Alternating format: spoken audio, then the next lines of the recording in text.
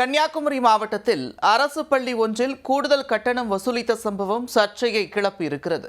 கட்டண வசூல் தொடர்பாக தலைமை ஆசிரியை பேசிய அதிர்ச்சி ஆடியோவின் பின்னணி என்ன? எல்லா வருஷம் வாங்குவோம் சார். எஸ்எம்சி மீட்டிங்ல தான் எஸ்எம்சி மெம்பர்ஸ் தான் சொன்னாங்க இந்த தடவை 300 ரூபாய் வாங்கும். நமக்கு ஸ்கூல்ல நிறைய தேவை இருக்குல்ல, அதனால வாங்குவோம்னு சொன்னாங்க. அதனாலதான் சொல்லியிருந்து 100 ரூபாய் ஃபார்முக்கு, பிறகு பிடிஐ ஃபீஸ் உண்டு, கம்ப்யூட்டர் சயின்ஸுக்கு ஃபீஸ், பிறகு ஸ்டாம்புக்கு. சரி, இதுக்கு ஏதாவது ரெசிப்ட் ஏதாவது கொடுப்பீங்களா? ரெசிப்ட் கொடுக்கறது இல்லையே இதுவரை.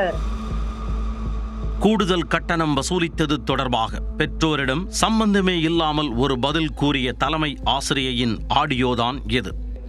அரசு பள்ளிகளில் நடக்கும் பணவேட்டை தடுக்கப்படுமா? கன்னியாகுமரி மாவட்டம் அருமனையில் அரசு மேல்நிலைப் பள்ளி உள்ளது.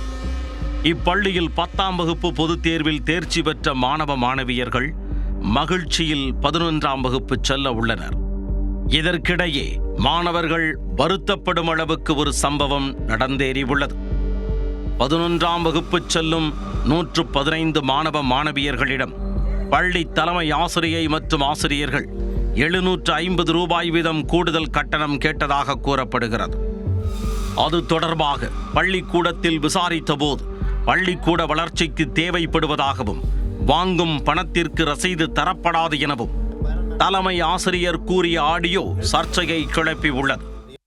எல்லா வருஷம் வாங்குவோம் சார். எஸ்எம்சி மீட்டிங்ல தான் எஸ்எம்சி மெம்பர்ஸ் தான் சொன்னாங்க இந்த தடவை 300 ரூபாய் வாங்கும்.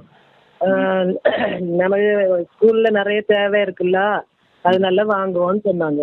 அதனாலதான் சொல்லியிருந்து 100 ரூபாய் ஃபார்முக்கு, பிறகு பிடிஐ ஃபீஸ் உண்டு, கம்ப்யூட்டர் சயின்ஸுக்கு ஃபீஸ், பிறகு ஸ்டாம்புக்கு. சரி, இதுக்கு ஏதாவது ரெசிப்ட் ஏதாவது கொடுப்பீங்களா? ரெசிப்ட் கொடுக்கறது இல்லையே இதுவரை.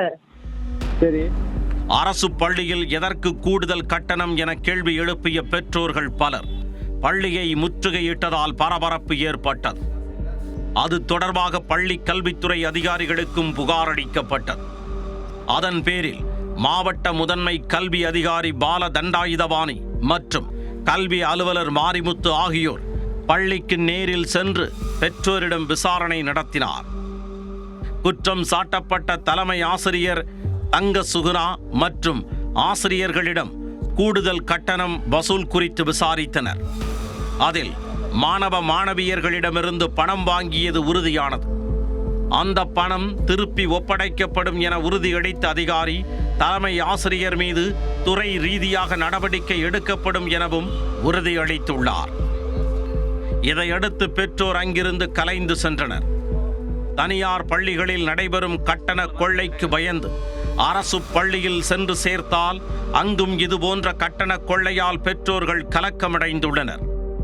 குமரி மாவட்டம் கல்வியில் முதலிடத்தில் இருந்த காலம் போய் அரசு பள்ளியில் வசூலிக்கும் கட்டணத்தில் முதல் இடம் என்கின்ற நிலை ஏற்பட்டுள்ளது. இதனால் கன்னியாகுமரி மாவட்டத்தில் இலவசம் என அரசு பள்ளியை நம்பி வரும் நடுத்தர மாணவர்களின் கல்வி கேள்விக்குறியாகி உள்ளது.